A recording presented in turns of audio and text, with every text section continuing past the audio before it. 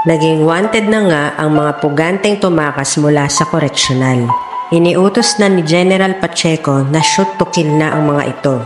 Kaya pinatawag ni Supremo sila Tanggol at Mayor para ibalita na kailangang mag-ingat mabuti dahil maaari na silang patayin ng mga pulis anumang oras pag nakita sila sa lansangan. Ngunit wala doon ang dalawa. Maagang umalis sila Tanggol at Mayor para puntahan sila Bubbles. Nagkakagulo na nga sa lugar kung saan tumutuloy sila Bubbles at pamilya nito.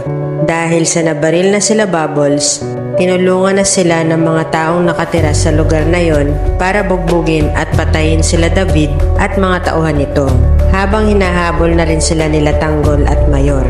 Buti na lang at may dalang baril sila Tanggol at Mayor kaya marami agad silang napatay sa mga tauhan ni David.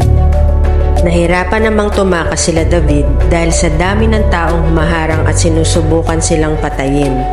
Naabutan na rin sila nila Tanggol. Naghiwalay ng landas si Mayor at Tanggol hanggang sa nahabol ni Tanggol si Bullet at doon sila naglaban. May taglay na galing si Bullet kaya nahirapan si Tanggol patumbahin ito. Mano-mano silang naglaban dahil nasipa ni Bullet ang baril ni Tanggol pero napatumba pa rin siya ni Tanggol. Agad naman pinuntahan ni Tanggol si Mayor at doon nakita niyang marami na itong tama ng baril kaya binaril niya ng ilang beses ang lalaking nakatalikod na pumatay kay Mayor at bumagsak ito.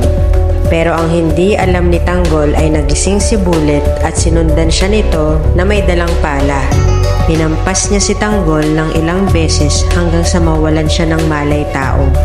Ginising naman ni Bullet si David at sa kasamaang palad ay hindi namatay si David dahil nagsuot siya ng bulletproof bago sumugod doon. Nang magising si David, nakita niya si Tanggol.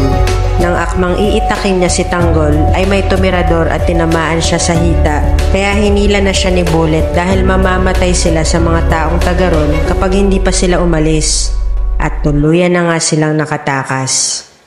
Ginising naman ng tatay ni Jelly si Tanggol at doon nakita niyang naghihingalo na si Mayor.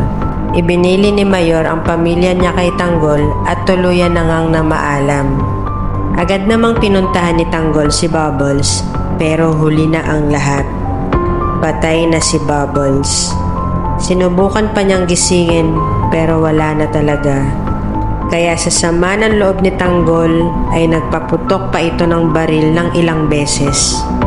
Tumakbo palabas at pumunta sa tabing dagat at nagsisisigaw si Tanggol. Iyak siya ng iyak, inaalala niya ang masasayang sandali nila ni Bubbles.